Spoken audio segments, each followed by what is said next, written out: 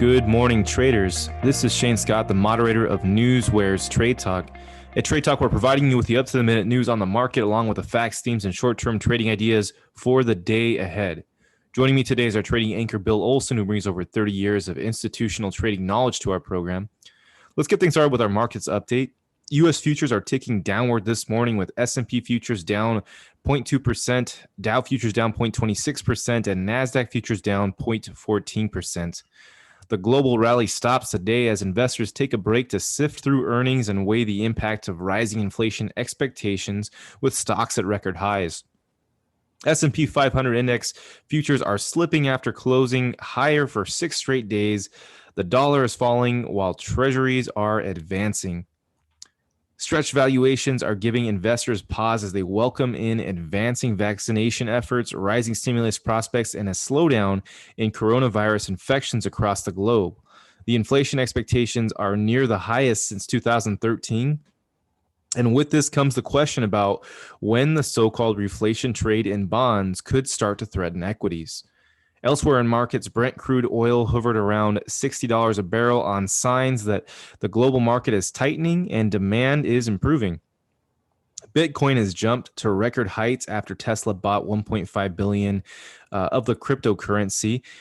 Over in Europe, the Stock 600 index ticked lower despite positive results from French oil giant Total SE and the online grocer Ocado. Bill, what are you seeing as far as market updates? I've been watching the S&Ps all morning, as you know, Shane, and they've been trading in a really tight range. They're not moving significantly higher. They're not moving any significantly lower. You see them down 0.18%, but there's no catalyst behind it. There's no catalyst for the move lower, and all the fundamentals for the move higher remain intact. You have good, solid corporate earnings coming out. You still have announcements forthcoming on the Biden stimulus bill. This long, strong run that we've been experiencing over the past week, I don't see it really falling apart today. I just think that we're going to, see some good earnings reports, this morning. I think we're going to see some more this afternoon. And I think that, while we might finish lower, it's not going to be a directional change in the market. Mm-hmm.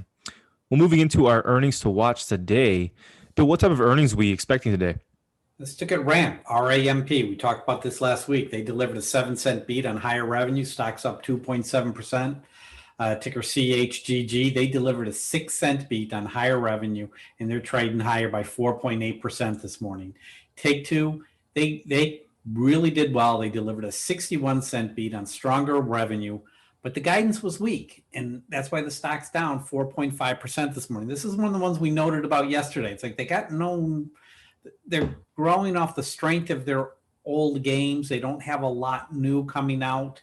So while it's still positive, the forward guidance is a concern. They're expecting an electronic summer. It's a market employee to get off the fact that they don't have any new games coming out. Ticker SPG, this is Simon Property Group. They missed estimates by 2 cents on lower revenue. Okay, they run mall spaces. But the guidance was so positive, which is why you're seeing the stock up 2.94% this morning. And ticker J, which is Jacobs Engineering, they delivered an earnings beat on lower revenue, but they actually upped the low end of their guidance, which is why you're seeing the stock trading higher this morning by 1.71%. How about insights as far as upcoming earning announcements? You got Twitter, ticker TWTR. That's coming out this afternoon. They're set for a 7.5% move when they release earnings. Ticker AKAM, they're priced for a 6.4% move. Cisco, we're looking for a 4.89% move when they release. Lyft is priced for a 7.4% move. And Yelp is still priced for a 10% move when they release earnings this afternoon. One thing about Disney, they're coming out Thursday. Now, the top and bottom lines for Disney are unlikely to be the key focus of their report. Everyone knows they're going to have operating losses at the Disney parks, mm-hmm. and their movie studios. That revenue is going to be down significantly. But as long as there's general improvement in the post-pandemic, you could see a positive move on the stock when they release earnings. I'd be cautious on Disney because it is trading at a high valuation. Some of these other stocks that are releasing earnings over the next couple of days, I think, are more attractive with less risk. But Disney is a big one to watch. Well, let's go ahead and move into economic reports. Bill, what type of reports we seeing today? At 8:55, we have the Johnson Red Book on retail sales, and at 10 a.m., we have the job opening index, the JOLTS index, being released. Later today at around noon, St. Louis Fed Bank President James Bullard will be speaking as well. Well, moving into our morning's critical insights, starting things off with CloudMD, ticker DOCRF. It has just launched Snap Clarity, which is a platform in the US to further mental health services and clinical assessments through its technology app. One on Kratos Defense, ticker KTOS. The company announced that it has deployed self-driving trucks known as autonomous trucks mounted attenuators in 8 locations across the US and the UK. Kratos share price is up 4.94% in pre-market. Another story on autonomous vehicles, Baidu, ticker BIDU, has deployed a multimodal autonomous driving mobility as service platform that will be providing AI-driven city transportation in Guangzhou. The service will be on demand and start during the Chinese New Year's period, which is coming up this Friday. Baidu's share price is up 1.21% in pre-market. In other news, CalVista, ticker KALV, has jumped 137% in pre-market after positive results from its phase 2 KVD 900 trial. Last one for you, Pfizer, ticker PFE, expects to cut its COVID-19 vaccine production time by almost half as the company has doubled its output in the last month. Pfizer is increasing total vaccine output by adding manufacturing lines in all 3 of its plants in Missouri, Massachusetts, and Michigan. Pfizer's share price is down 0.03% in pre-market. Bill, what are you seeing as far as this morning's news? Shane, I break my news alerts down into specific events and industry groups, really looking for those hot stories that, to profit off of. I look at my FANG alert every morning. Google, they're entering into a strategic cloud agreement with TELUS, ticker TU. I see with Microsoft, UBS gave it raise their price target to 275. Okay. And Apple, there's some rumors out there that they may also be considering action similar to Tesla, for accepting Bitcoin in the near future. I'm not putting a whole lot of emphasis on this, but it is a possibility. My Dow Jones 30 alert, Boeing, their board is under pressure for failing to rein in that former CEO on the 737 MAX jet failures. It's going to be ugly. There are going to be some real changes on the board at Boeing. Johnson & Johnson, they announced some positive phase 3 trial results this morning. It was a buyout last night with Electronic Arts, ticker EA. They're buying out Glue Mobile, ticker GLU, in a $2.4 billion deal. I see some stock split news as well. There's ticker VRNS. They announced a 3-for-1 stock split yesterday afternoon. My dividend alert hit on Masco, ticker MAS. The board announced its intention for a 68% dividend hike, along with a new $2 billion share buyback plan. In terms of my guidance alert, ticker VRNS gave slightly positive guidance in yesterday's earnings report, and the CHGG, their forward-looking guidance, it was good. They're expecting this quarter's revenue to come in between 182 million to 185 million. That's higher than the expected consensus of 176 million. So ticker CHGG is looking positive. Moving into our trade talk picks for today, I'm picking Baidu, ticker BIDU.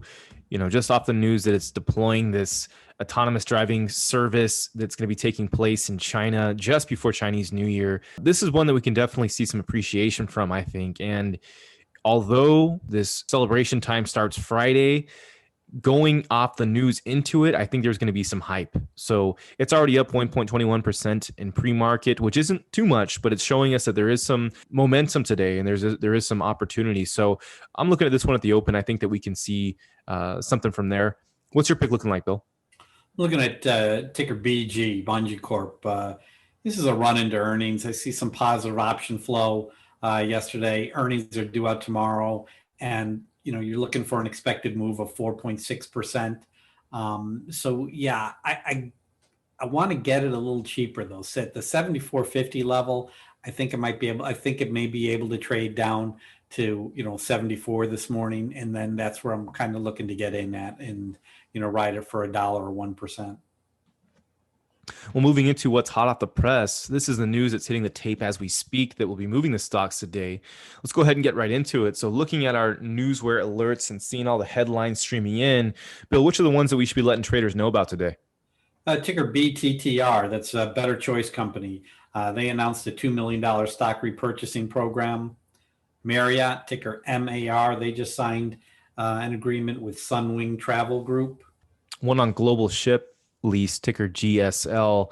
They've just acquired 7 post-Panamax container ships for $116 million. One on Fox Corp, ticker FOXA, and ticker FOX.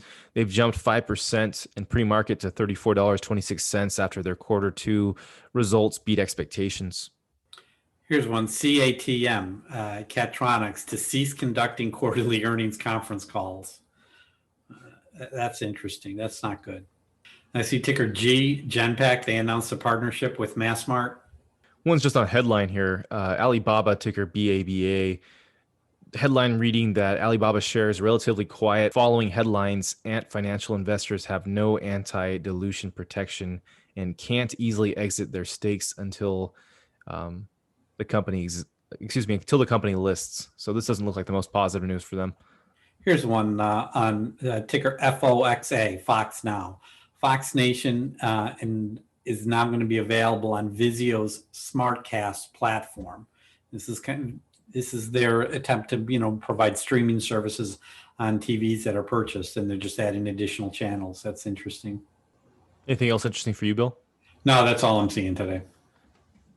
Same here. So traders, that's going to do it for us as far as what's hot off the press. But keep in mind, you can receive these same breaking stories just like us simply by subscribing at newsware.com.